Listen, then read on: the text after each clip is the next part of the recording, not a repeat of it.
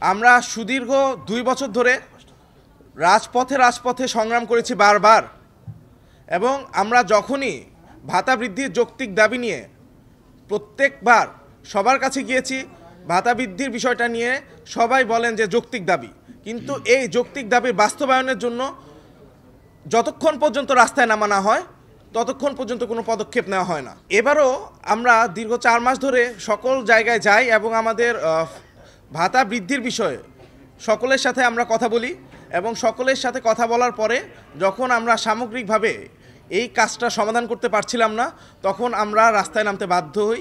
এবং বিগত একদিন আমরা আসলে শাহবাগে অবস্থান কর্মসূচি পালন করি, এবং এরপর ফলশ্রুতিতে আমাদের ভাতা বৃদ্ধির বিষয়ে ডাকা হয় এবং একটা নতুন প্রজ্ঞাপন আসে।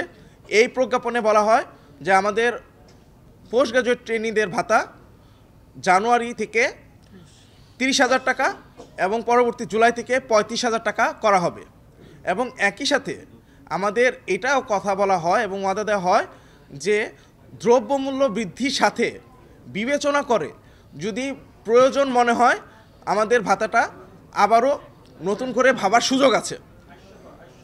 তো আমরা সার্বিক দিক বিবেচনা করে এই 35,000 টাকা এবং জুলাই থেকে 35,000 টাকা এবং জানুয়ারি থেকে 30,000 টাকা এইটা মানছি, এবং আমরা কাজে ফিরব আগামীকাল 8টা থেকে আমরা কাজে ফিরব। তবে কোনো কারণে যদি এই 35,000 টাকা যেটা জুলাই থেকে বাস্তবায়ন হচ্ছে সেটা যদি বাস্তবায়ন করা না হয়, এবং আমাদের দ্রব্যমূল্য ঊর্ধ্বগতির কথা চিন্তা করে পরবর্তীতে ইনক্রিমেন্টের যে বিষয়টা তুলে ধরা হয়েছে আমাদের কাছে, এই বিষয় নিয়ে যদি সুন্দরভাবে সমাধানের দিকে আগানো না হয়, আমাদের সাথে আলাপ আলোচনা বসানো হয়, তাহলে আমরা পোস্ট গ্রাজুয়েট ট্রেনিং চিকিৎসকরা আবারও রাস্তায় নামতে বাধ্য হব।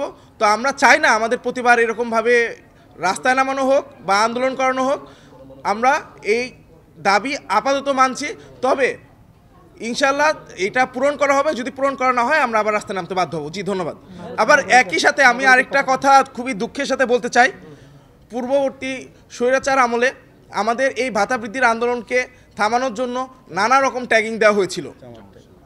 আমাদের কেন্দ্রীয় কমিটির অনেককেই জামাত শিবির নামে ট্যাগ দেওয়া হয়, বিএনপি নামে ট্যাগ করা হয়, এবং এইবারও আমরা তার পুনরাবৃত্তি দেখতে পাচ্ছি।